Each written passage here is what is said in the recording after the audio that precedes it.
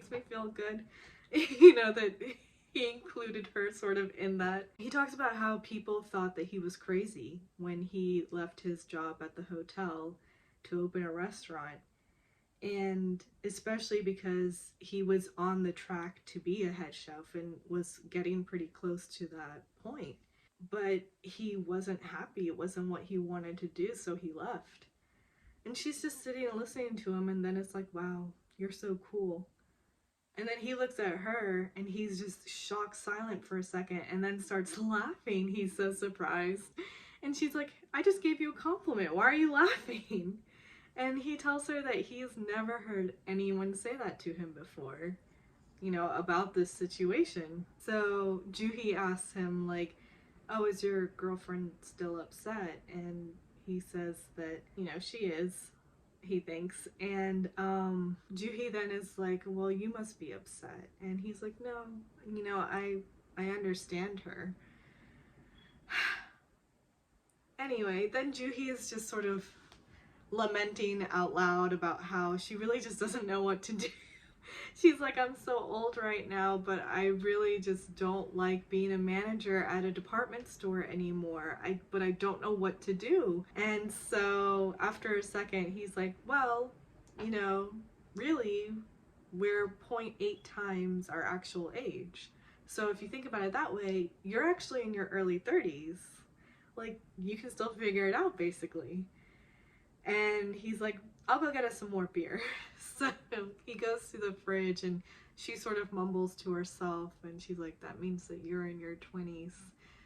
And he looks over, he's like, huh, did you say something? And she's like, maybe just one more beer and then let's call it a night. And he's like, okay, cool. So Juhi still has a crush, but, you know, he's technically still with his girlfriend.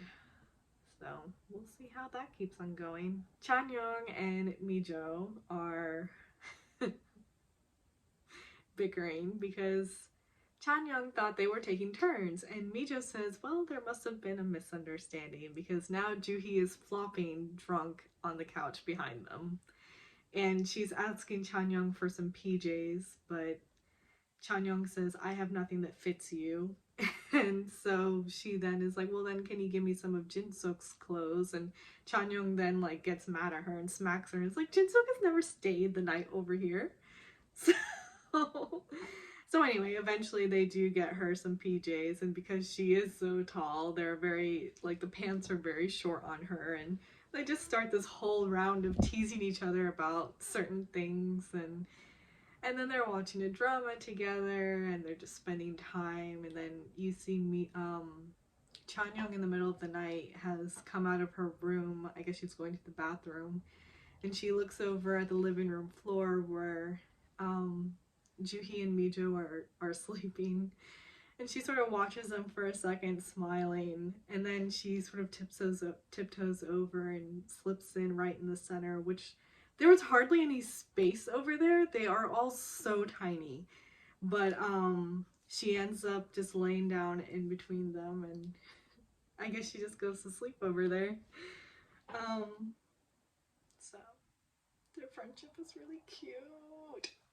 Okay. In the morning, Juhi is begrudgingly going to work, and Mijo goes back onto the couch and is like, what do you do on your day off? And Chanyoung's then sort of like, you should hang out with Sonyu, not with me, you know, during the weekend. And Mijo's like, oh, you know, I had drinks with him and his sister. Chanyoung is upset now. Like, he brought you coloring books, helped you get out of your depressed state. You need to pay him back. So call him and ask him for dinner. And Mijo's then like, I should I? And Chanyoung's just like, yes, you should. So she's, you know, reaching for her phone, but then Sonyu is calling her, and she's like, speak of the devil. So she picks up the phone, and he asks her, like, what are your plans? And she's like, oh, I'm not really doing anything. Should we have dinner? And then he's like, yeah, we should have dinner. Do you want to go camping? Which, you know, throws her off, because it's like, what? Camping, like an overnight stay somewhere suddenly. And he lets her know that a friend of his was supposed to be going with his daughter, but she got sick. So he was thinking they should go. And Chan Young's just like, go, go, like, please go. So Mijo then, thinks about it, and then she's like, okay. so, so she's going camping. And Chan Young's really excited. She just, I don't know what, they have a thing with smacking each other on the butt. She's just smacking Mijo's butt. And she's like, you did good. You did good. Like, that was the right thing to do. So, oh, oh my goodness. They're all so cute. Anyway. Oh goodness. Yeah. Sonju, which is Jin-suk's wife, is meeting with a private detective, and she's obviously had this guy tail her husband and sees pictures of Jin-suk and Chan-young walking at night as they had in the last episode. And this private detective has Chan-young's address for her, which I'm sort of like, all these years and you never knew where Chan-young lived. But anyway, so she now has Chan-young's address. Anyway, now we see Chan-young's mom is going to her husband and saying that she's thinking about going to visit Chan-young in Seoul. And she's just saying that she sort of misses her and wants to do a quick visit. She'll be back that night. But you can sort of sense that she's just worried. And he's just like, oh, okay, sounds good. Just sort of absentmindedly. And yeah. The scene. Okay, I was feeling heated in this moment. I mean, I was never a saleswoman. I was a hostess at a restaurant, and I particularly have never dealt with a problematic customer, but that doesn't mean I have not witnessed dealings with problematic customers. And this just, she was unbelievable, this customer. So there's this girl who is already beginning off talking quite rudely with a rude tone to Joo-hee and saying that she wants to return this product. She does not have the receipt, but what does it matter? Not that many people get this, so just refund me the money. And Joo-hee's like, if I don't have the receipt, I can't refund you the money. I'm sorry, I'm putting a tone over here, but Joo-hee was not. She was very just professional and polite and trying to be eloquent in the way she was explaining this. And Joo-hee then is like, if you are a member, you can give me your phone number and I can search it that way. And the girl is like, I'm not a member. And Joo-hee's just like, oh, okay, well, when you find the receipt, you can bring it to me and I'd be happy to refund you your money. And so the girl then goes in her purse and pulls out a wad of receipts, and then frustrated just throws it at the floor towards Joo-hee and says, you look for it then. So Joo-hee goes down and she's picking up the receipts, and the girl is getting louder and just very annoyed and is like, what's taking you so long? And Joo-hee's like, just one moment. And she finds it and she's like, oh, I found the receipt. I'll go give you a refund. And the woman's like, but the sale is over. And then goes on to say, so refund me the money for how much the product is now. Which at this point, Joo-hee now is like, I can't do that. I can only refund you the money that you paid for the product. And this customer is now pretty much screaming at Joo-hee. Anyway, she pulls out her credit card and throws it at Joo-hee and is like, fine.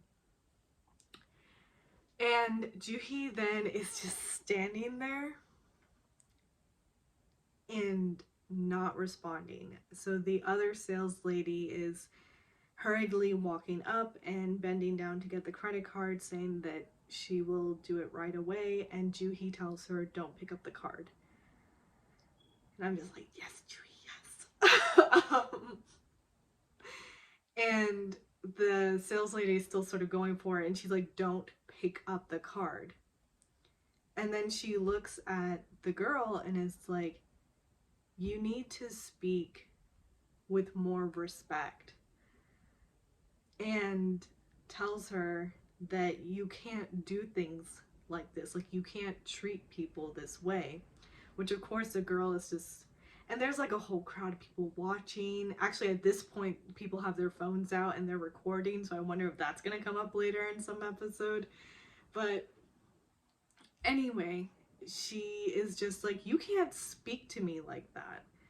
So Juhi then takes off her pen and is like, I just quit.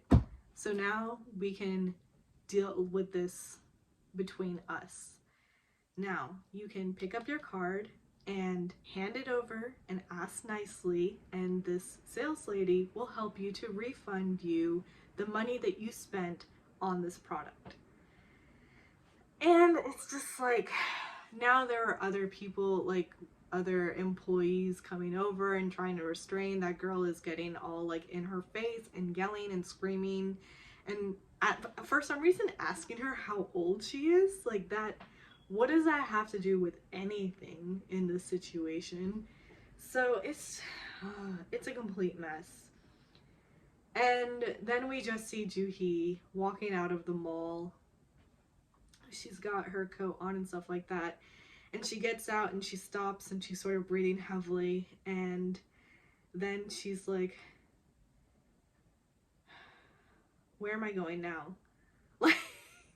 Like she just did this and she quit and she's leaving, and I think she is happy with that decision, but now it's sort of catching up to her that, oh my goodness, I just quit my job. Now what? That is frightening. Like, on a whim, she just went with her emotions and did this, and now it's like, oh goodness, okay.